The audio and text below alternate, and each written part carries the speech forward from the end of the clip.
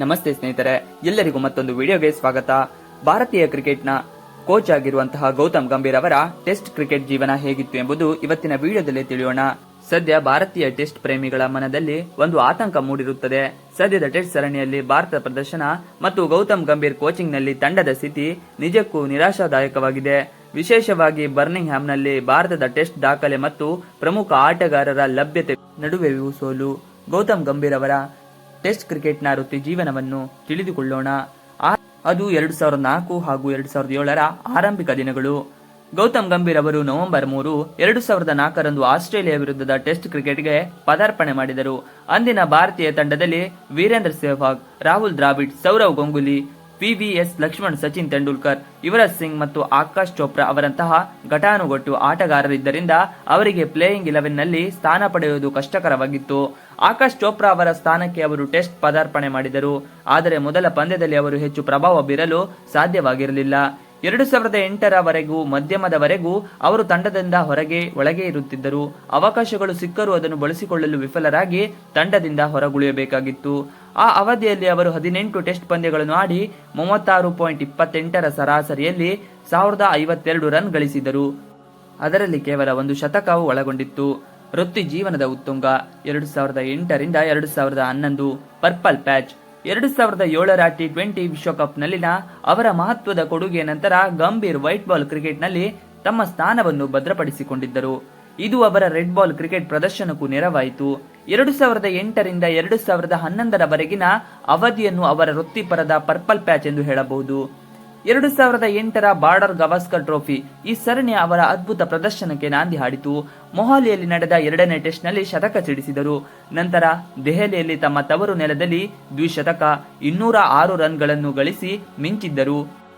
ಈ ಸರಣಿಯಲ್ಲಿ ಅವರು 6 ಪಂದ್ಯಗಳನ್ನು ಆಡಿ 77.16ರ ಸರಾಸರಿಯಲ್ಲಿ 463 ರನ್ ಗಳಿಸಿ ಸರಣಿಯ ಅತಿ ಹೆಚ್ಚು ರನ್ ಗಳಿಸಿದ ಆಟಗಾರರಾದರು. ಶೇನ್ ವಾಟ್ಸನ್ ಜೊತೆಗಿನ ವಿವಾದದಿಂದ ಒಂದು ಪಂದ್ಯಕ್ಕೆ ನಿಷೇಧಕ್ಕೊಳಗಾಗಿದ್ದರು. ಅವರ ಪ್ರದರ್ಶನ ಅದ್ಭುತವಾಗಿತ್ತು. ವಿದೇಶಿ ನೆಲದಲ್ಲಿ ಗಂಭೀರ್ ಅವರ ಸಾಧನೆ. 2009ರ ನ್ಯೂಜಿಲೆಂಡ್ ಪ್ರವಾಸದಲ್ಲಿ ಗಂಭೀರ್ 436 ಎಸೆತಗಳಲ್ಲಿ 137 ರನ್ ಗಳಿಸಲು 10 ಗಂಟೆಗಳ ಕಾಲ ಬ್ಯಾಟಿಂಗ್ ಮಾಡಿದರು. ಈ ಪ್ರದರ್ಶನ ಅವರನ್ನು ಸೆಕೆಂಡ್ ವಾಲ್ ಎಂದು ಕರೆಯಲು ಪ್ರಾರಂಭಿಸಿದರು. ಗೌತಮ್ ಗಂಭೀರ್ ಅವರ ಪ್ರಶಸ್ತಿ ಮತ್ತು ಸಾಧನೆಗಳು. ಸೆಪ್ಟೆಂಬರ್ 30, 2009ರಂದು ಅವರಿಗೆ ICC test of the year ಪ್ರಶಸ್ತಿಯನ್ನು ನೀಡಲಾಯಿತು. 2010ರ ದಕ್ಷಿಣ ಆಫ್ರಿಕಾ ಪ್ರವಾಸದಲ್ಲಿಯೂ ಅವರು ಭಾರತದ 2ನೇ ಅತಿ ಹೆಚ್ಚು ರನ್ ಗಳಿಸಿದ ಆಟಗಾರರಾಗಿದ್ದರು. 2 ಪಂದ್ಯಗಳಲ್ಲಿ 60.50ರ ಸರಾಸರಿಯಲ್ಲಿ 242 ರನ್ ಗಳಿಸಿದ್ದರು. 2011ರ ವಿಶ್ವಕಪ್ ಫೈನಲ್ನಲ್ಲಿ ಅವರು 97 ರನ್ಗಳ ಇನ್ನಿಂಗ್ಸ್ ಇತಿಹಾಸದಲ್ಲಿ ಸೇರಿ ಹೋಯಿತು. ಈ ಅವಧಿಯಲ್ಲಿ 2008ರಿಂದ 2011ರವರೆಗೆ ಗಂಭೀರ್ 11 ಟೆಸ್ಟ್ ಪಂದ್ಯಗಳಲ್ಲಿ 90ರ ಸರಾಸರಿಯಲ್ಲಿ 10,708 ರನ್ ಗಳಿಸಿದ್ದರು. ಇದರಲ್ಲಿ 8 ಶತಕಗಳು ಸೇರಿವೆ. ಅವರ ಈ ಪ್ರದರ್ಶನ ಭಾರತೀಯ ತಂಡದ ಮೊದಲ ಬಾರಿಗೆ ICC ಟೆಸ್ಟ್ ಶ್ರೇಯಾಂಕದಲ್ಲಿ ನಂಬರ್ 1 ಸ್ಥಾನಕ್ಕೇರಲು ನೆರವಾಯಿತು. ಗೌತಮ್ ಗಂಭೀರ್ ಅವರ ಫಾರ್ಮ್ ಕುಸಿತ, ಕಂಬ್ಯಾಕ್ ಆಗಿ ಮತ್ತೆ ಪ್ರಯತ್ನ, ಶತಕಗಳ ಕೊರತೆ. 2011ರ ಇಂಗ್ಲೆಂಡ್ ಪ್ರವಾಸದಿಂದ ಗಂಭೀರ್ ಅವರ ಟೆಸ್ಟ್ ವೃತ್ತಿ ಜೀವನ ಇಳಿಮುಖವಾಯಿತು. ಈ ಸರಣಿಯಲ್ಲಿ ಅವರ ಬ್ಯಾಟಿಂಗ್ ನಿಂದ ದೊಡ್ಡ ಸ್ಕೋರ್ಗಳು ಬಂದಿರಲಿಲ್ಲ. ಒಂದು ಟೆಸ್ಟ್ ಪಂದ್ಯದಲ್ಲಿ ಕ್ಯಾಚ್ ಹಿಡಿಯುವಾಗ ತಲೆ ಕೆಳಗಾಗಿ ಬಿದ್ದರಿಂದ ಗಂಭೀರ್ಗೆ ವೈಟ್ ಬಾಲ್ ಸರಣಿಯಲ್ಲಿ ಆಡಲು ಸಾಧ್ಯವಾಗಲಿಲ್ಲ. ನಂತರ ಆಸ್ಟ್ರೇಲಿಯಾ ಪ್ರವಾಸದಲ್ಲಿಯೂ ಭಾರತ ವೈಟ್ ವಾಶ್ ಆಯಿತು ಮತ್ತು ಗಂಭೀರ್ ಕೇವಲ ಒಂದು ಅರ್ಧ ಶತಕ ಮಾತ್ರ ಗಳಿಸಿದ್ದರು. 2011ರ ಮಧ್ಯದಿಂದ 2016ರವರೆಗೆ 29 ಟೆಸ್ಟ್ ಪಂದ್ಯಗಳಲ್ಲಿ ಗಂಭೀರ್ 27ರ ಸರಾಸರಿಯಲ್ಲಿ 10,394 ರನ್ ಗಳಿಸಿದ್ದರು. ಆದರೆ ಒಂದು ಶತಕವನ್ನು ಗಳಿಸಿರಲಿಲ್ಲ. 6 ವರ್ಷಗಳ ಕಾಲ ಅವರು ಟೆಸ್ಟ್ ಕ್ರಿಕೆಟ್ನಲ್ಲಿ ಶತಕ ಬಾರಿಸಲಿಲ್ಲ. 2012ರ ಆಸ್ಟ್ರೇಲಿಯಾ ಪ್ರವಾಸದ ನಂತರ 2012ರ ಡಿಸೆಂಬರ್ 13ರಂದು ಇಂಗ್ಲೆಂಡ್ ವಿರುದ್ಧ ಆಡಿದ ನಂತರ ಅವರನ್ನು ತಂಡದಿಂದ ಕೈಬಿಡಲಾಯಿತು. ತಂಡವು ಪರಿವರ್ತನೆ ಹಂತದಲ್ಲಿದ್ದ ಕಾರಣ ಗಂಭೀರ್ ದೇಶೀಯ ಕ್ರಿಕೆಟ್ನಲ್ಲಿ ಉತ್ತಮ ಪ್ರದರ್ಶನ ನೀಡುವ ಮೂಲಕ ತಮ್ಮನ್ನು ತಾವು ಸಾಬೀತುಪಡಿಸಿಕೊಳ್ಳಬೇಕಿತ್ತು. 2013-14ರ ರಣಜಿ ಟ್ರೋಫಿಯಲ್ಲಿ ಅವರು 48.16 ಸರಾಸರಿಯಲ್ಲಿ 578 ರನ್ ಗಳಿಸಿದ್ದರು. 2014ರ ಇಂಗ್ಲೆಂಡ್ ಪ್ರವಾಸಕ್ಕೆ ಅವರು ಆಯ್ಕೆ ಮಾಡಲಾಯಿತು, ಏಕೆಂದರೆ ಆ ಸಮಯದಲ್ಲಿ ತಂಡದಲ್ಲಿ ಇಂಗ್ಲೆಂಡ್ ಪ್ರವಾಸದ ಅನುಭವವಿದ್ದ ಕೇವಲ ಆಟಗಾರರಲ್ಲಿ ಅವರು ಒಬ್ಬರಾಗಿದ್ದರು. ಆದರೆ ಅವರು ಕೇವಲ 4 ಮತ್ತು 18 ರನ್ ಗಳಿಸಲು ಸಶಕ್ತರಾದರು. 5ನೇ ಟೆಸ್ಟ್ನಲ್ಲಿ ಅವರು ಹತಾಶೆಯಿಂದ ರನ್ಔಟ್ ಆದರು. ಈ ಸರಣಿ ನಂತರ ಅವರನ್ನು ಮತ್ತೆ ತಂಡದಿಂದ ಕೈಬಿಡಲಾಯಿತು. 2014-15 ರಣಜಿ ಋತುವಿನಲ್ಲಿ 43.70 ಸರಾಸರಿಯಲ್ಲಿ 569 ರನ್ ಮತ್ತು 2016 ದಿಲೀಪ್ ಟ್ರೋಫಿಯಲ್ಲಿ 71.20 ಸರಾಸರಿಯಲ್ಲಿ 320 ರನ್ ಗಳಿಸಿ ನಂತರ ಗಂಭೀರ್ ಅವರಿಗೆ 2016 ನ್ಯೂಜಿಲೆಂಡ್ ವಿರುದ್ಧದ ಸರಣಿಯಲ್ಲಿ ಅವಕಾಶ ಸಿಕ್ಕಿತ್ತು. ಗಾಯಗೊಂಡ ಕೆಎಲ್ ರಾಹುಲ್ ಬದಲಿಗೆ ಹೊಸ ಆಯ್ಕೆ ಸಮಿತಿ ಎಂಎಸ್ಕೆ ಪ್ರಸಾದ್ ನೇತೃತ್ವದಲ್ಲಿ ಯುವ ಆಟಗಾರರ ಬದಲಿಗೆ ಅವರನ್ನು ಆಯ್ಕೆ ಮಾಡಿತು. ಇದು ಅವರ ವೃತ್ತಿಜೀವನದ ಕೊನೆಯ ಟೆಸ್ಟ್ ಸರಣಿಯಾಗಿತ್ತು. ಇದರಲ್ಲಿ ಅವರು ಕೇವಲ 1 ಅರ್ಧಶತಕ ಮಾತ್ರ ಗಳಿಸಿದ್ದರು.